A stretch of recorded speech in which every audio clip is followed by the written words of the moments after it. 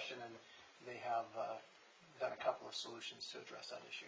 Yeah, thank you very much. I appreciate that. And thank you for the staff report.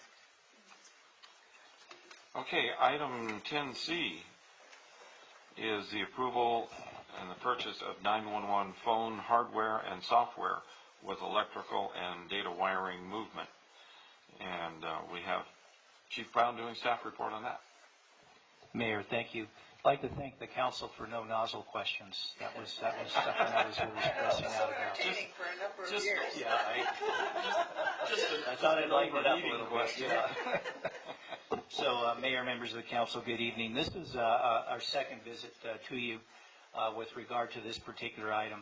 As you're very well aware, we're in the process of increasing our dispatch capacity in advance of our deployment of emergency medical dispatch. That effort is well underway. Our kickoff is March 30th and 31st, and we've shared with the council the schedule in terms of training and implementation with a go live of June 2020. What I'd like to do, I could ramble all day long on this the report, but I want to share with you just visually what we're attempting to do, and then we'll get into any of the detail on the staff report. So I'm very visual, and with the assistance of our graphic artist, I believe his name is Glenn Brock, we put him to work to take some pictures and really give you an idea of what we're looking at. So if you look at the furniture layout, the different consoles, this is the dispatcher's working area. And it's one of 5 current pods, if you will, that we have. We're going to give you a visual here shortly. So planning began for the procurement of the additional console in August of 2019. We opened discussions with Carousel Industries for the 911 equipment. And around that same time, received information from Russ Bassett that the furniture, the console itself, was going to be discontinued. And I know that the discussions we had when we came before you previously, we needed to act on purchasing what was available so it would meet the current specs that we have with the furniture. It would match. And that was very, very important. It caused some problems, as we later found out when we came before you, in terms of what I would acknowledge as kind of a disjointed approach on how we were trying to procure the pieces of this puzzle.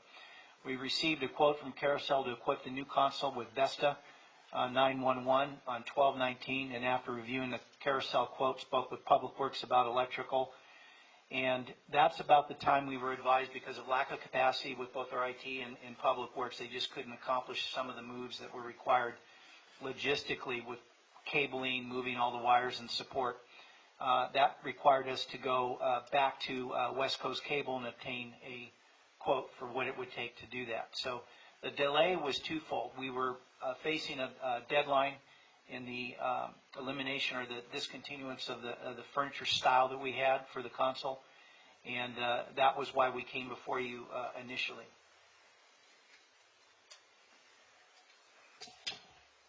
So this is the current configuration, and it shows the 5 stations that we have presently.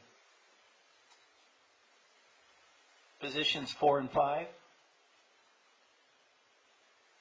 are going to move to accommodate the additional module that we spoke about. That's the furniture that we purchased. So you can see the importance of that piece that we bought needed to be integrated with the current style that we have. That was why we moved on it. Otherwise, we would been facing having to reconfigure all 6 of our consoles, and that was cost prohibitive. We've got to move existing electrical and data lines, install new electrical and data lines, and I wasn't aware that was in there. Thank you, Captain Brock.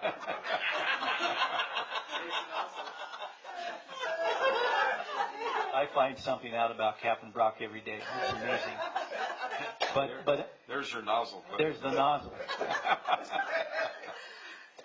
So with that, the item before you is to address, respectfully request your consideration to approve an agreement with West Coast Cable in the amount of $15,367,000 to move, repair, and install the high voltage and low voltage wiring in the Public Safety Comm Center. And you saw that depiction. Number two, approve an agreement with Carousel Industries in the amount of $36,709.47 to move and install computers and monitors, purchase and install Vesta 911 systems for new dispatch console.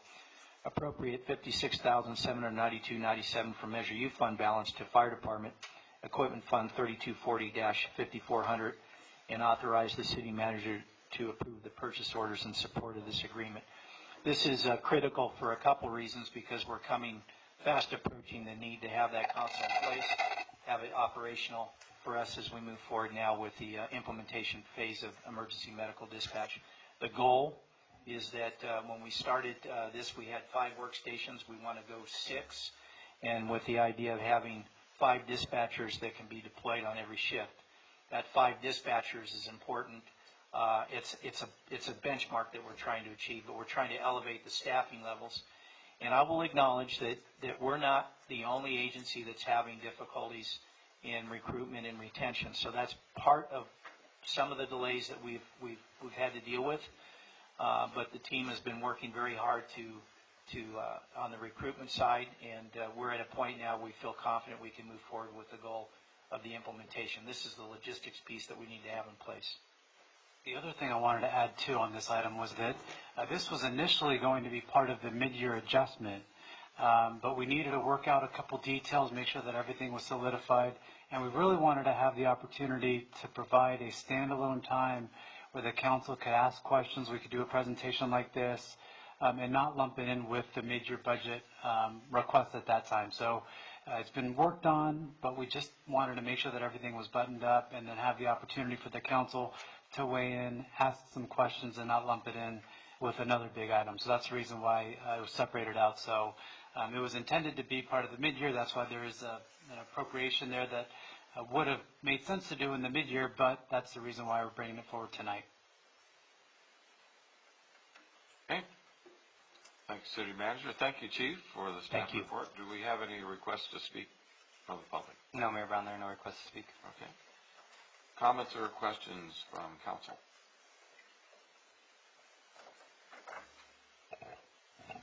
Okay. So this will be the logistical portion of getting EMD online, getting in that EMD dispatcher so that we can provide better customer service to our customers. Can you go over the timeline again on when this EMD will be up and running? Our go live is June 2020. I met with REMSA and the county last Thursday to discuss possibly allowing us to implement on a partial basis in concert with our peak demand. I have not heard back from them. I met with their senior staff and the medical doctor in charge of the county, and so that would provide us some leverage, if you will, to get our dispatchers accustomed to that and help us with our dynamic staffing to make sure that we could do it for that fixed period of time. EMD, as I've shared with this council, is an important operational priority, continues to be so. We cannot sustain the number of calls that we're going on, and it's the raw numbers and the high percentage that should not come through the 911. And right now, if we do nothing, we are not legally allowed to triage calls or to decide what level of response. We have to send everything with red lights and sirens. So the focus of this, why this is so important, it's the bedrock of where we're headed and where we've committed as part of our 5-year plan towards reducing the operational impact and figuring out how we can better manage our response assets. Okay, so you're saying this will be ready to go 3 months? June 2020 is still our I'm looking at Glenn.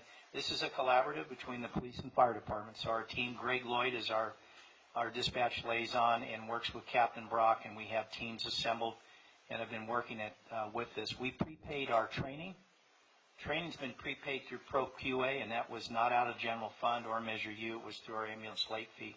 So that's the official vendor that we're utilizing and will be deployed to help with the training piece. Okay. Thank you. Thank you.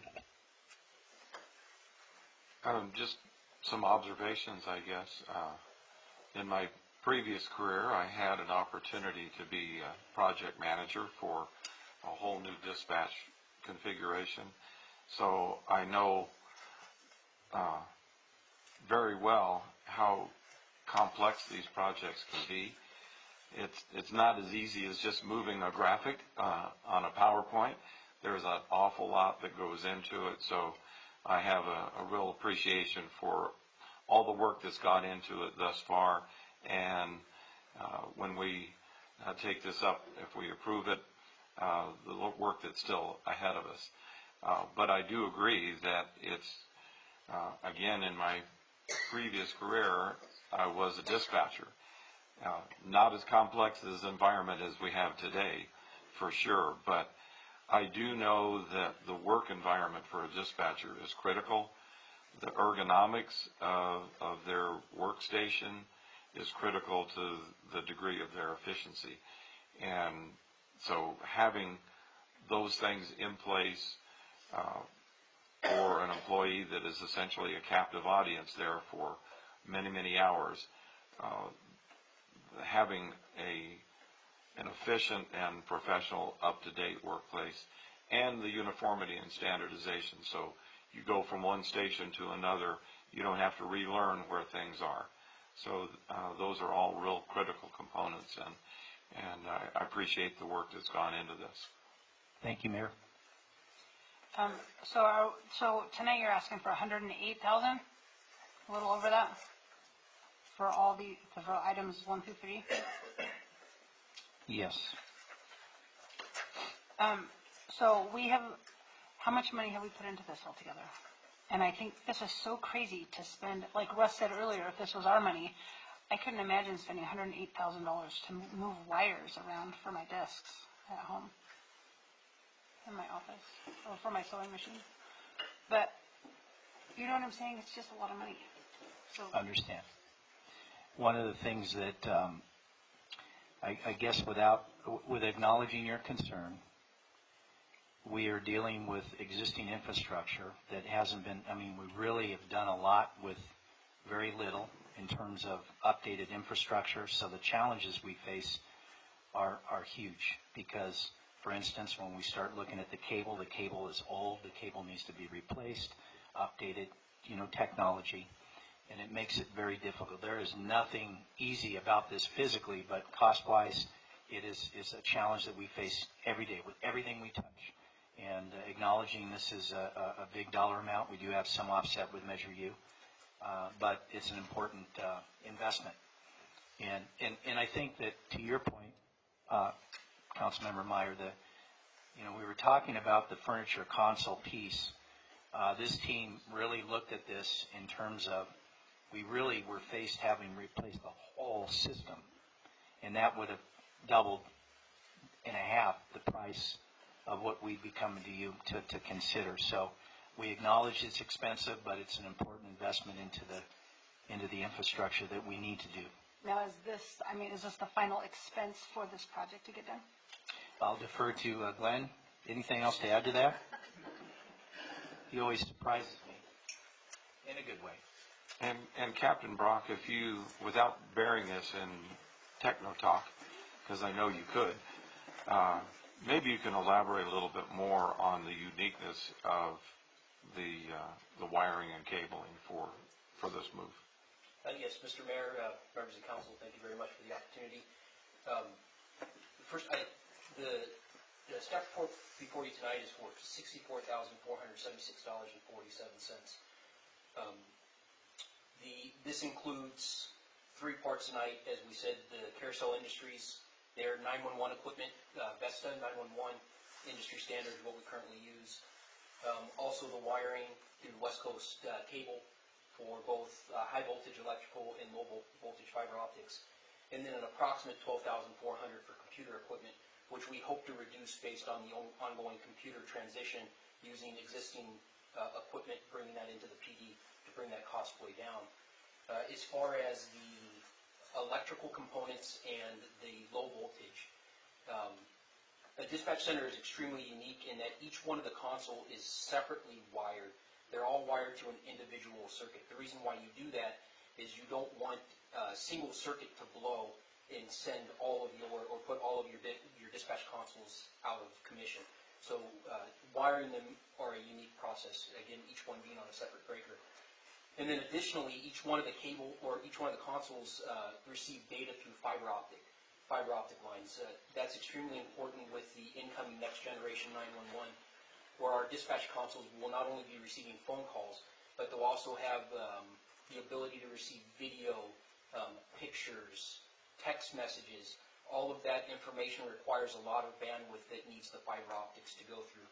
It's an expensive project, and included in that $15,367 to West Coast Cable also includes some repair to some fiber optic and some low voltage copper lines that we found had some rodent damage during the inspections and preparing for this project. Okay, so the number that you said, the $64,000, there's all different kinds of numbers in this report. So the original amount in the items 1 through 4, it's $108,000. At the end, it has funding that adds up to $64,476. Yes, ma'am. So the three totals for Carousel Industries are $36,709.47, which includes 2 years of a service agreement. $15,367 for West Coast Cable for high voltage and fiber optic lines, and then the approximate $12,400 for computer equipment. That $56,792 is the appropriation we're requesting to pay for this, which does not include $7,683.50, which will be provided by the police department from a 2710 professional service account. Okay. And I apologize for all the numbers in the staff report. It's a complicated So project. it's not necessarily 108 that's in the beginning. Correct. How can we have 108 in the beginning if it's not 108? Are we saying like up to that? Because like when we make this motion, are we going to go off of the recommended motion? Because it says there's 1 through 4, that equals 108,000 and some odd change. So So I see the 15 matches the 15 on the end. Right to West Coast. You're paying 2 and just taking 36,709. So correct me if I'm wrong, but there's funding that's already allocated in the budget. What you're asking for is an additional appropriation to get you to the finish line. So it's just to add, because you don't have enough money in the budget, you're asking for the additional amount to get you to the finish line. Is that correct? yes, sir. There's $7,683.50, which is already budgeted in a professional services account, and we're requesting the additional $56,792. So the 108 in the beginning is the total project, even though some of it has already been approved. Is that what we're saying? No, I'm sorry for it. Maybe I'm confused. I'm not sure where the 108. Okay, so if you go to the very first page of the staff report, recommended action, it is respectfully requested that the city council, number 1 is $15,000, $367. Let me just add these up as I go. 15,367. That's for West Coast Cable. Then item number 2 is Carousel Industries for 36,709.47. And then appropriate $56,792 from Measure U. That's to pay for the first 2. So, and that's what I'm saying. So we're not going to be spending. No, ma'am. That's going to be $52,000 for the first 2 items. Right, and if it helps make it any clearer, on page 3, as far as it has a funding section, and it shows that the $7,600 comes from the police department professional service account, and then the 56 that you see in item 3 come from Measure U fund balance to cover the remainder of the cost of the project. Okay.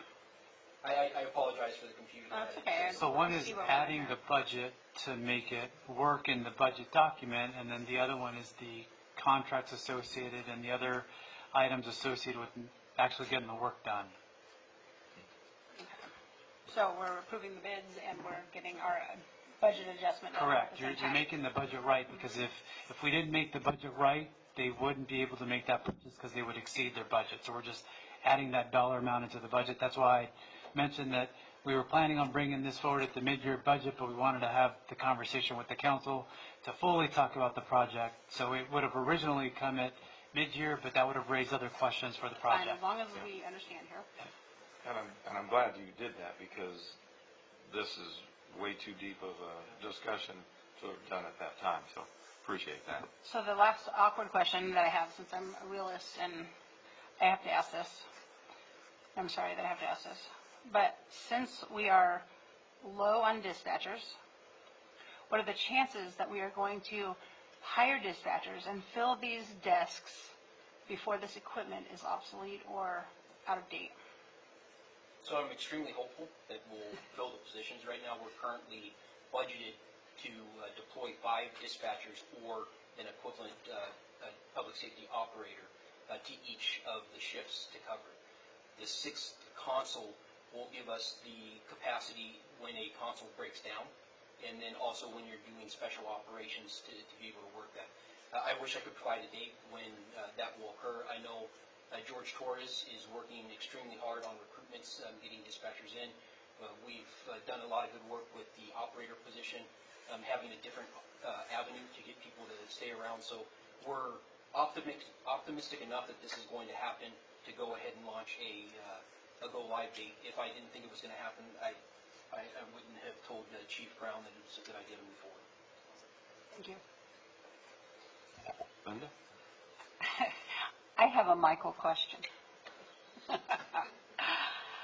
In the labor on this, is this prevailing wage since we're governmental, or is it this, are they charging us what they would charge Joe Blow on the street to put in this type of stuff? Nobody wants to answer that? I believe it's prevailing wage based on my experience on other projects. Kind of what I figured. A lot more expensive. A lot more expensive. Thank you. Helping the economy. Helping, yeah. So to follow up with that, we're talking that prevailing wage because of state law that Yes. mandates this local government Yes, spend more money yes. on labor. We're lucky it's not federal, because that's an state prevailing wage. Hey, if there are no further questions or comments, All right, I'll make a motion to approve this as presented, items 1 through 4, with the 2 expenses and then the budget adjustment. I'll second. and a second by Bonnie. We have a motion and a second to approve the staff recommendation. Roll call vote. Press the button, please. Mayor Brown, Yes. Mayor Pro Tem Krupa, Yes. Councilmember Meyer, Yes. Councilmember Percival, Yes. Councilmember Wright. Yes. Thank you.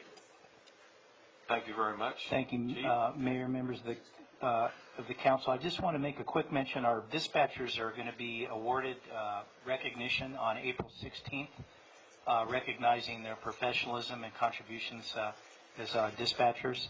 Today, we also implemented dispatch emergent infectious disease screening tool protocol that each of our dispatchers will be able to front-load information to our first responders, fire, and police, so they're adequately armed with the proper PPE when they go to the emergency call. Another good example, I couldn't wait to share that with everybody, but the award piece. So anyway, 16th. it'll be at, I'll put the information out to council. It's in Buena Park, and yeah. Wow. So good news. Thank you. Okay. Right. Richard. Thank you, Chief. Thank you, Captain Brock. Appreciate that information. All right, that motion passed unanimously. We're moving on to item 10D, which is a resolution regarding revised record retention. And we have our Deputy City Clerk to give us the staff report.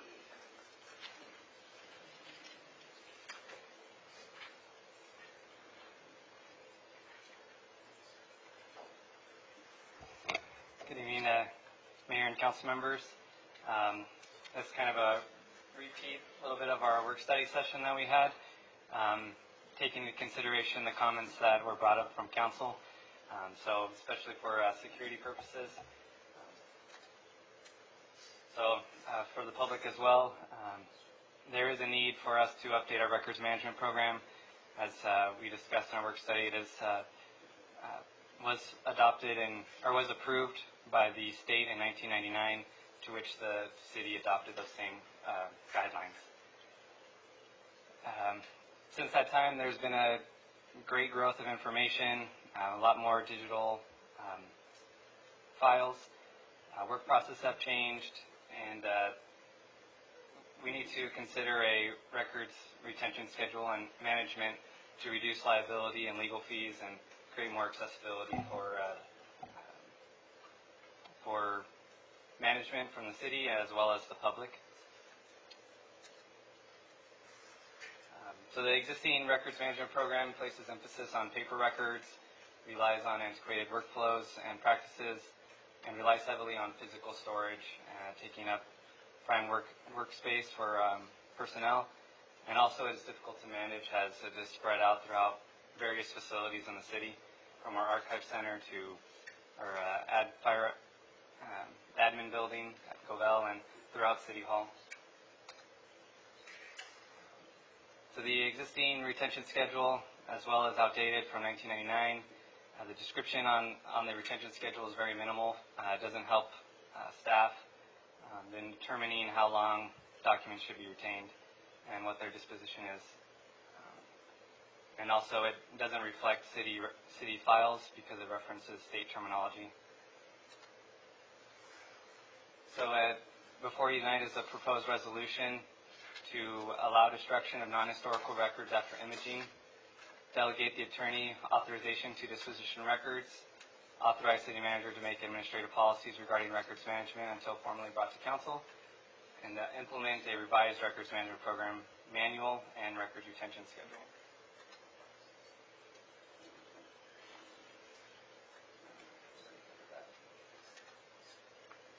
So to get to the point about security, the city, in speaking with IT, follows the practice of 3-2-1 backup practice, which allows for one production copy, one copy on a local backup, and then one offsite backup copy, which would allow for redundancy to ensure that our files are kept. And then also firewall and security. So the city already follows above industry standards for security and firewall programs. And to avoid disclosing how that is done, I was assured that we follow above industry standards from IT, and that practice will continue with Laserfish as well, which is going to be our content management system. So the recommended action is to adopt this resolution, adopting a revised records retention schedule and records management program for the city of Hemet, and authorizing the city manager to adopt and promulgate further records retention policies, and rescinding resolution numbers 3427 and 4172. And that concludes my presentation. Are there any questions? Thank you very much, Clay. Do you know if we had any requests from the public to speak on this item? No, Mayor, there are no requests to speak. Okay. Bring it back to council. Questions or comments from council? Linda? Just a follow-up question. Does this affect our emails that we talked about going to a 2-year retention on emails that we've saved? Correct, yes. So it would make it a 2-year retention. Very good. My only question.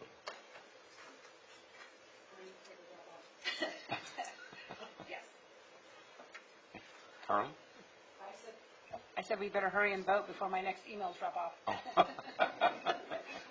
That's the question. When will this be implemented, or has... I mean, if we approve it tonight, Scott, you're going to do it tomorrow? Flip that switch? Very good. Immediately. Thank you. You heard it? All right, well, I'll make a motion to approve this resolution. I'll second that. We have a motion and a second to approve. May I have a roll call vote, please? Mayor Brown? Yes? Mayor Pro Tem Krupa? Yes. Councilmember Meyer? Yes. Councilmember Percival? Yes. Councilmember Wright? Yes. She's here and she votes yes. That motion passes unanimously. Thank you very much, and I appreciate you bringing it back. We had a really good study session, and I appreciate you bringing it back and addressing the questions. Moving on to item 10E, fiscal year 2020-21 budget update.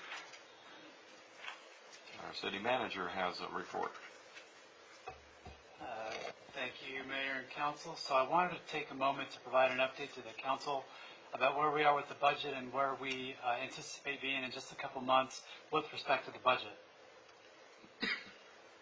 So you will recall back in on January 28, 2020, staff presented the financial model that looked at our projected revenues and expenditures for the next 5 years. And so as a result of that, it was clear that unless the city made some significant changes to its current spending patterns, that it would be unable to meet its emergency reserve funding very quickly. You will also recall that in previous years, we have used one-time monies to help balance the budget and continue the current level of expenditures, including the use of equipment replacement funds, including the deletion of vacant positions, as well as other one-time uses, including the use of liability fund balance and other internal service charges to help balance the budget. Those funds are no longer available because we've expended all of those. The use of them moving forward would put us in a very precarious position and would put us at risk of not being able to allocate enough funding to make our projected expenditures for the upcoming year.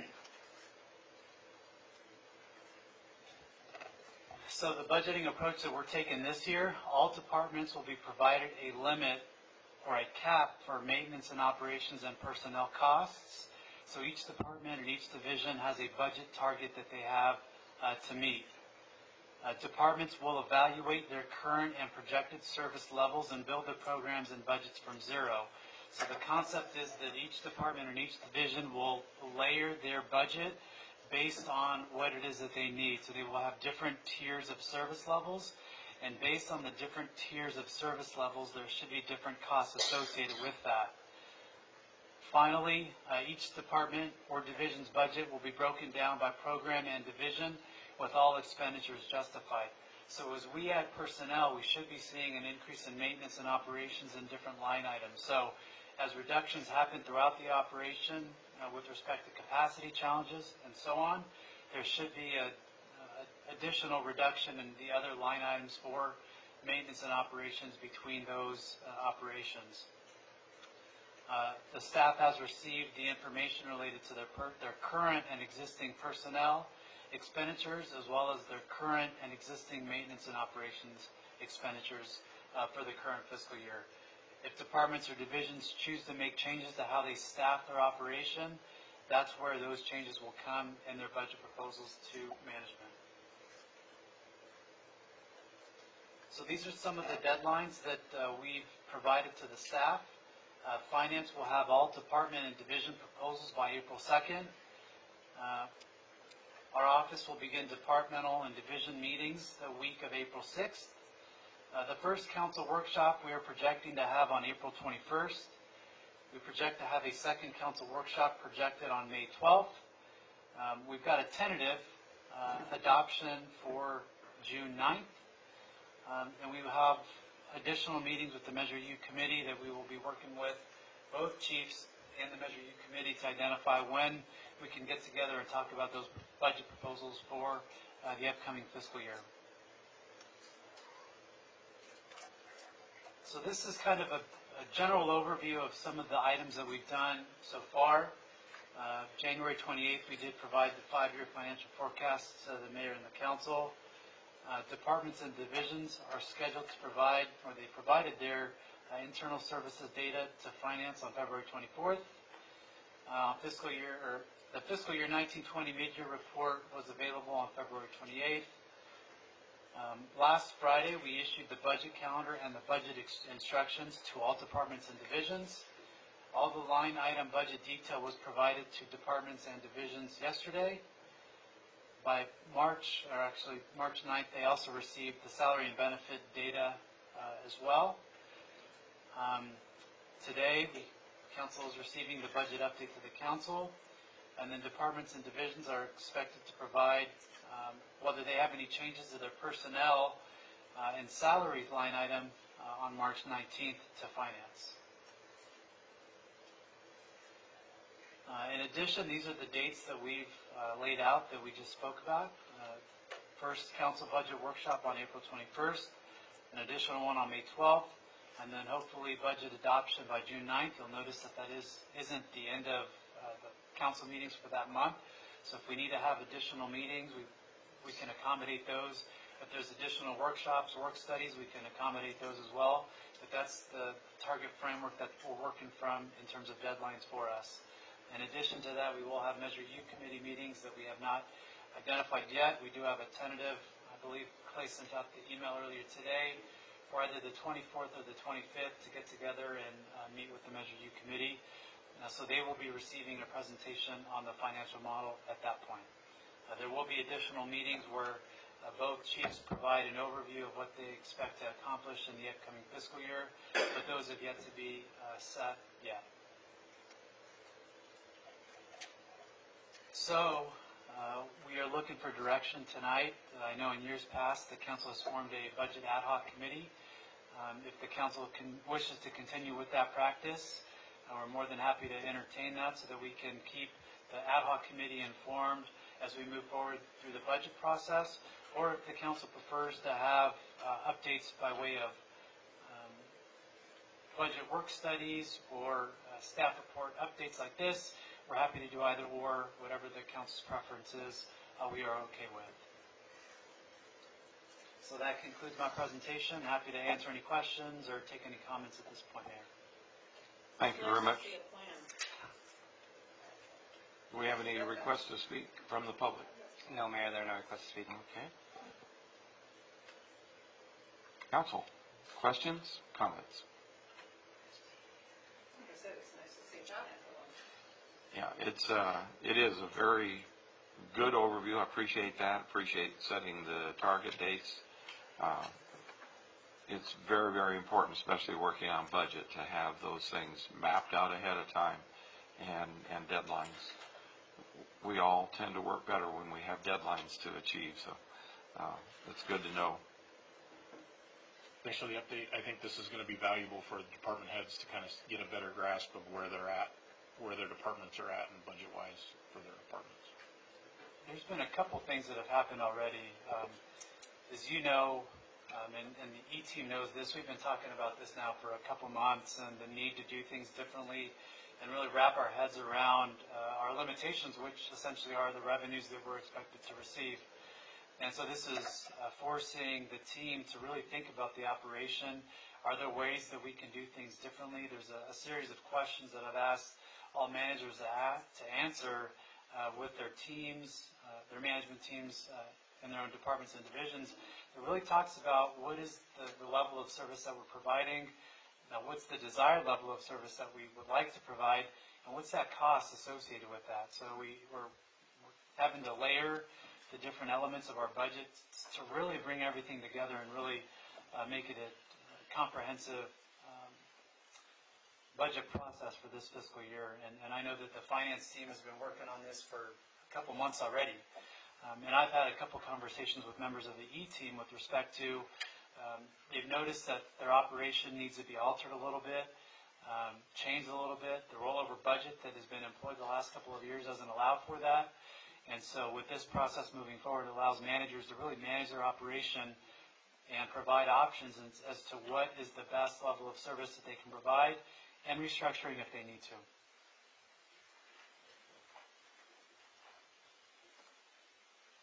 Okay. Is there a preference of council that we were given an option to continue to get updates as we just did, or is there a desire to form a budget ad hoc committee?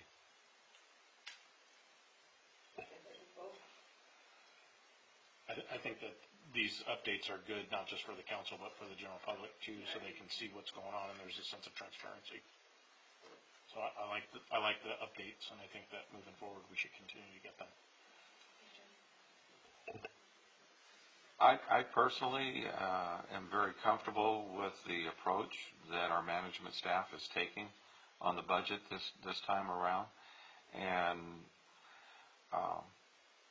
I don't know that there would be value added for us to have an ad hoc committee to participate in that. But I could certainly be persuaded if two of you really want to be a part of an ad hoc committee and participate in that. But I personally am comfortable with the information that's being provided to us and straightforward. Well, in all reality, the reason we had it too before is because we didn't know what was going on either. So it was a way that we could hopefully be on top of things. And it looks like current staff is doing a great job. So I'm good with doing this. So I'm sensing that there's a consensus that we don't need a ad hoc council committee on this, and keep doing what you're doing. Okay, we'll go ahead and schedule as needed some of the updates that the council members referenced, and making sure that we're providing the updates not only to the council as an entire body, but also to the public as well. Thank you very much. So this doesn't really require a motion, just direction for staff. Okay, well that concludes our action items and brings us to item 11, which is City Council and staff reports. So first up is Councilmember Meyer. All right.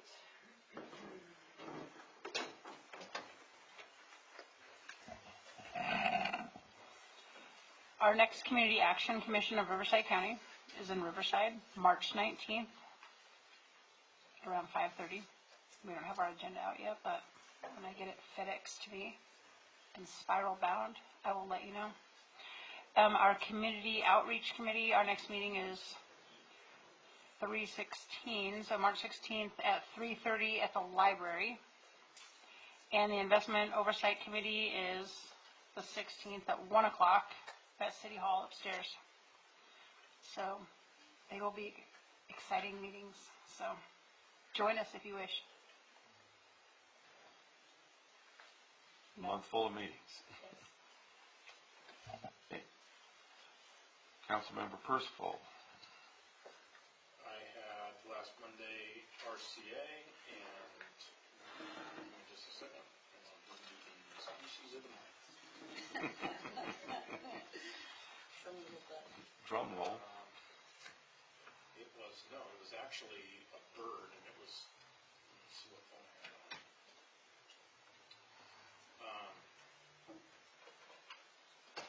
It was a hawk. I have to tell you that. No.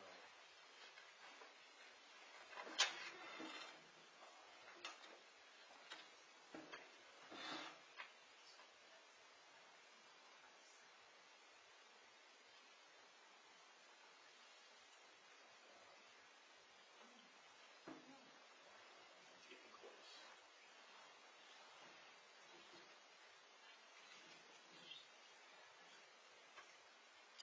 Okay. Oh, here it is. It's the osprey, actually. And it is a large hawk, relatively large is what they say, and the species has faced extinction, and it's a migratory bird, so it comes down to this area, and then it migrates back up north, where it breeds. Nests. Yeah, nests up north. So it nests in the cooler climate. Yeah, I'm looking for the right word. So yeah, the osprey was the species of the month coming out of RCA. So that was pretty much it. That's all I got. Okay. Councilmember Wright. Okay, Planning Commission, just a CUP, wireless tower. Very light agenda. Yeah, I got a notice on that. On the Western Riverside Council of Governments Executive Board, we had Dr. Kaiser come in and talk about coronavirus, and not anything more than what we've already heard everywhere. And we also had fellows update what their projects have been, agencies they've been placed, and one was talked about their program with the county with regards to CPS and how they administer that, and the other one was, oh my gosh, I can't remember.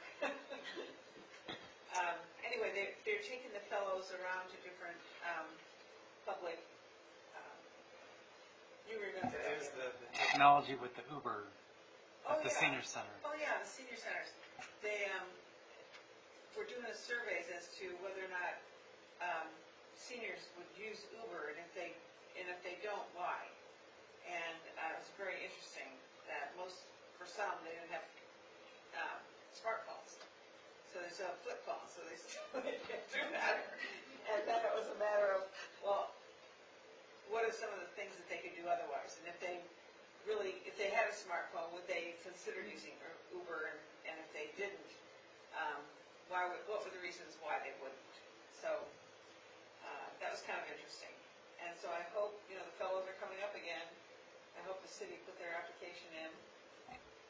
One of the changes that they made this year was that they're requiring cities to pay for half the cost of the fellow, which is a little bit different than what they've done before. But we'll keep that in mind as we're moving forward. Good.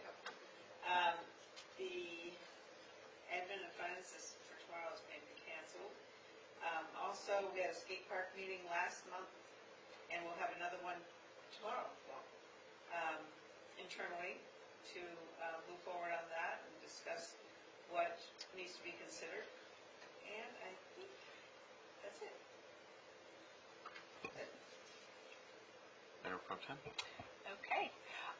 On the library, it's not on the meeting, but I did want to announce that the library, in conjunction with the Ramona Bowl, had applied to the American Library Association, Libraries United, for a literary landmark for Helen Hunt Jackson, who is the author of the book Ramona that the play is based on.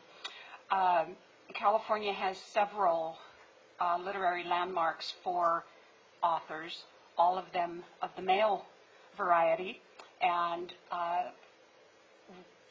the library and Ramona were granted the literary landmark, and this will be the first for a woman author in the state of California.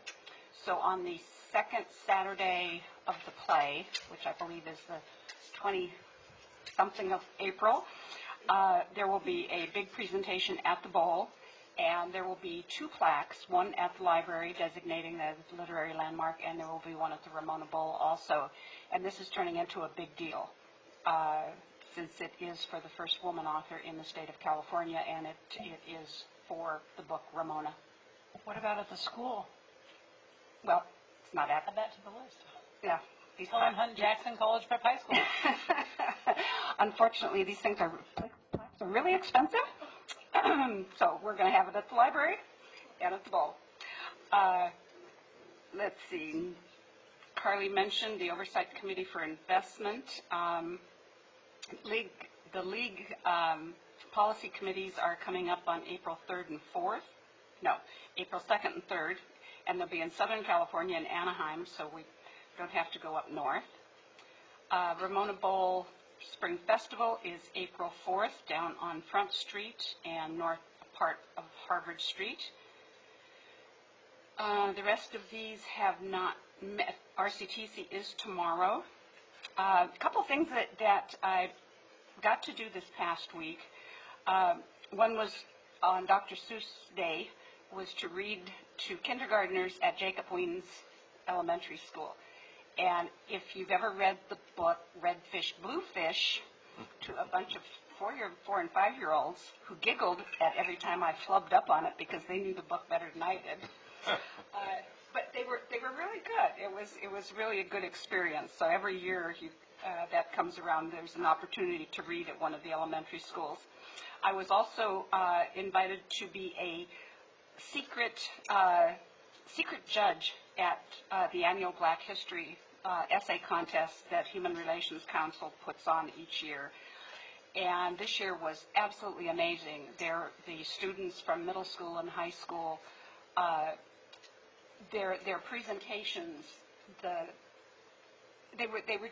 get better every year. So if you haven't gone to something like that, they have it's usually the last Thursday of the month in February out at the college. It's really a great thing. And then because Russ couldn't go to something, I attended the Navy JROTC at West Valley High School a couple weeks ago for their annual pass-in review. And all the kids in Navy JROTC get down on the field and they do their march. They have, I don't know what the guy's rank was, but a hotshot Navy dude was there. And Mike, can you help her with that? he looked like an admiral. He was a hotshot Navy dude. My daughter would love me because she's in the Navy. But anyway, we were able to give the coins to those that excelled in each one of the little platoons, and really a fun and gratifying experience to go do that. So that's just about all I did this month. I tried to go to SCAG, and my saga for that was I left home at 6:30 in the morning to catch the 8:10 train in Riverside, and I got to Riverside at 8:30. It took me 2 hours to get from Hemet to Riverside. And then I looked at my little GPS and said, how long is it going to take me to get to 900 Wilshire Boulevard in L.A.? And it said 3 hours and 40 minutes. So I called SCAG and said, I'm not coming. There you go. Let's have more, build more houses here so that more people can get on the freeway to drive to L.A. to go to work. That's my soapbox. Did you hear the sarcasm in my voice? Yeah, just a little. Okay. I'm done. Okay. Well, let's see. The Water Board met about a week or so ago, Water Master Board. And as Linda already mentioned, the League Policy Committee meetings are coming up in April, and met last month for the RCHCA. The thing that's coming up tomorrow is the Western Community Energy Board. Board meeting is tomorrow, and there's some things that I wanted to report, and I actually have a script, so I make sure that I didn't overlook important information. So the public will be receiving mailers from Western Community Energy this week with information detailing changes surrounding the electricity service that will be starting in May of this year. So WCE, or Western Community Energy, is the electricity service provider created jointly by the cities of Eastvale, Hemet, Harupa Valley, Norco, Paris, and Wildomar. Those are the cities that opted to participate in this endeavor. So the main goal of the WCE Board of Directors is to purchase electricity at discounted rates and pass those discounts on along to the community through a reduction in electricity rate. So we're excited to announce that Hemet will be launching in May, and participation in WCE is an opt-out process, so you're going to be automatically converted to WCE unless you choose to opt out. Being part of the WCE Energy is projected to result in about a 2% reduction in your utility bill. Not often that we see costs going down on things.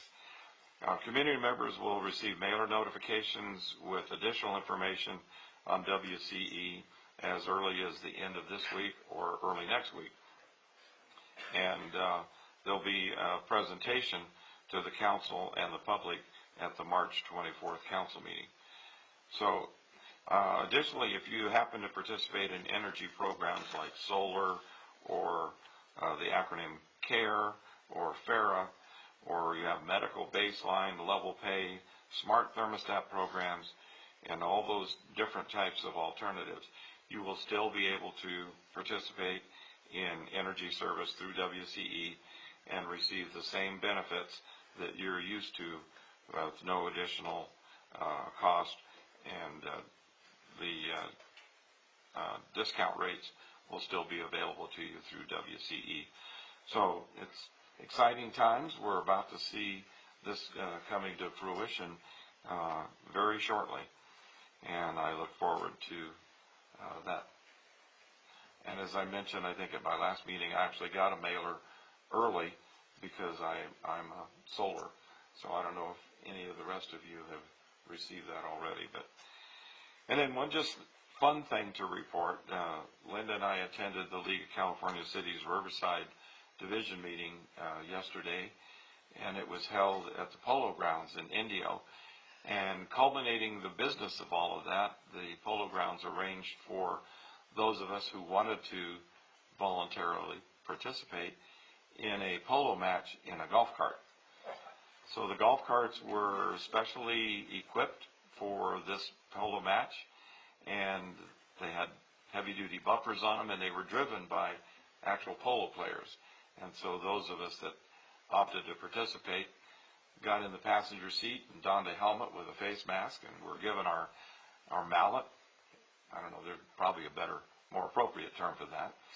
And we were seat belted in so we didn't fall out. But it was a lot of fun, and it was really a good opportunity for people from the various Riverside Division cities to actually enjoy some team sport participation.